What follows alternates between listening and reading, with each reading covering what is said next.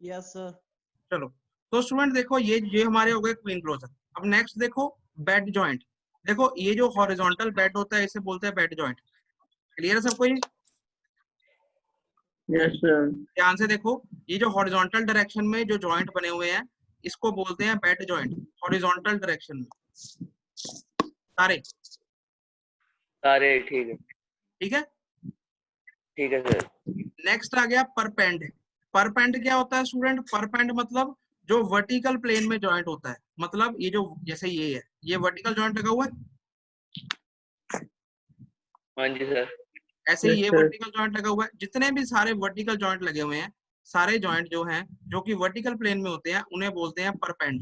इस फिगर में देखो ये सारे वर्टिकल जो वर्टिकल प्लेन में जो जॉइंट है इनको परपेंड बोला जाता है। ठीक है, ठीक है सर। नेक्स्ट देखो टूथिंग। अब टूथिंग क्या होती है स्टूडेंट? देखो आपने देखा होगा जब कहीं पे आपने देखा होगा कहीं पे वॉल बना के उसका ऐसे दाढ़ा छोड़ दिया जाता है। दाढ़ा मतलब उसकी रेकिंग कर दी जाती है।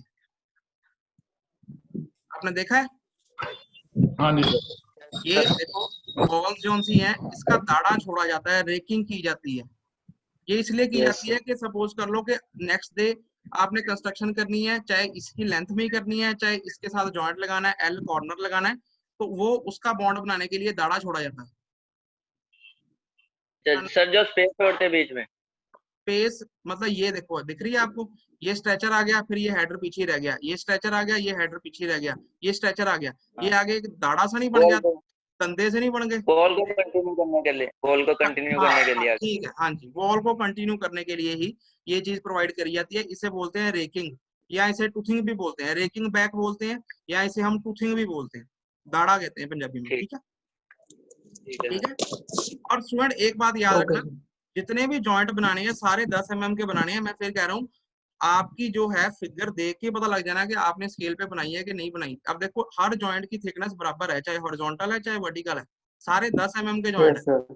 ठीक है, हाँ ये जी सारे सर। हर ईट 190 mm की है, और ये जो हाइट है ये भी 90 mm की है, ऊपर भी 10 mm का जॉइंट है, ये जो है ये भी 90 mm का है। क्वीन क्लोजर जो है 45 mm का है।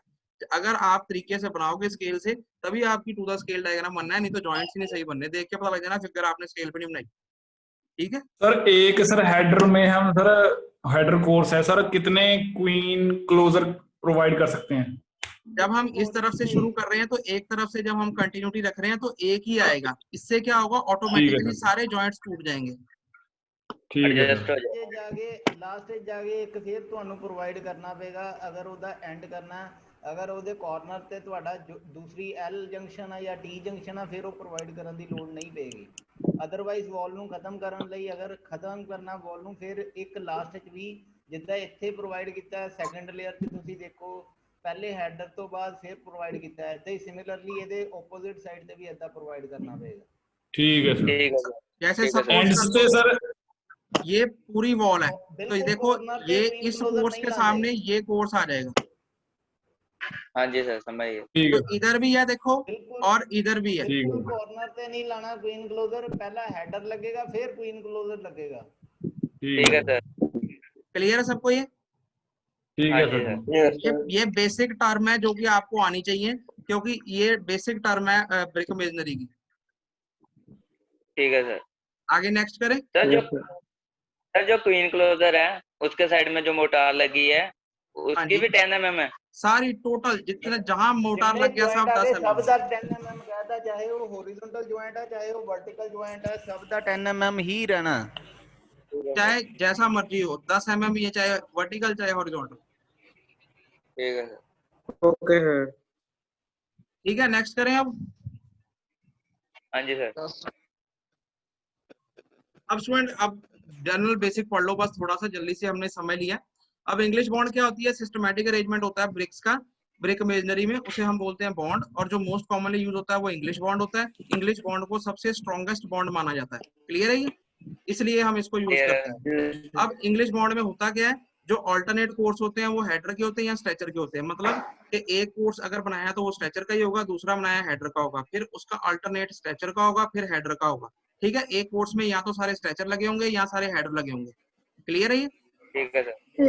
A course shows either only header या only stretcher। उसके बाद जो क्वीन क्लोजर है वो प्रोवाइड किया जाता है इन सक्सेसिव हेडर कोर्स। ये जो क्वीन क्लोजर है ये हेडर कोर्स में प्रोवाइड किया जाता है। क्यों? आफ्टर द फर्स्ट हेडर, पहले हेडर लगाने के बाद। क्यों? For breaking the verticality of joints, ताकि जॉइंट्स की वर्टिकलिटी तोड़ सके। क्लियर है ये? हाँ जी सर। अब स्टूडेंट देखो, अब हमने क्या करना है, अब हमारी जो मेन चीज आ गई वो है कॉर्नर जंक्शन। अब देखो सपोज कर लो अगर आपने कोई दो दीवारें बनानी है, दो दीवारें जोड़नी है, ठीक है। अगर सपोज कर लो कोई कमरा है, ठीक है, कोई कमरा है, उसके कॉर्नर पे दो दीवारें जुड़ती हैं, हाँ है जी ना? सर।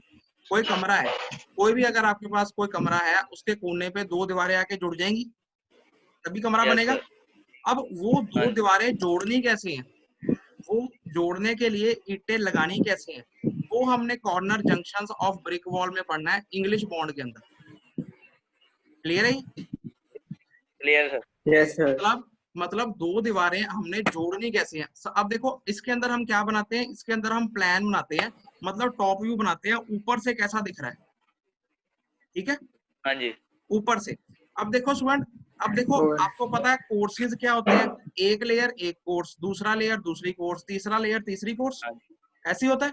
हाँ जी। अब स्टूडेंट देखो, अगर आपने कोई कमरा बनाना है जिसकी दो दीवारें जो सी हैं, दोनों 200 mm की हैं, मतलब 1 ब्रिक थिक वॉल है, एक ब्रिक की लंबाई कितनी होती है, 190 mm, हाँ है ना? जी। एक ईंट की लंबाई 190 mm होती है। जब आप डायग्राम बनाओगे तो आप विद मोटार लेके चलोगे तो उसकी लंबाई कितनी हो जाएगी, एक ईंट की 200 mm हो जाएगी, है ना?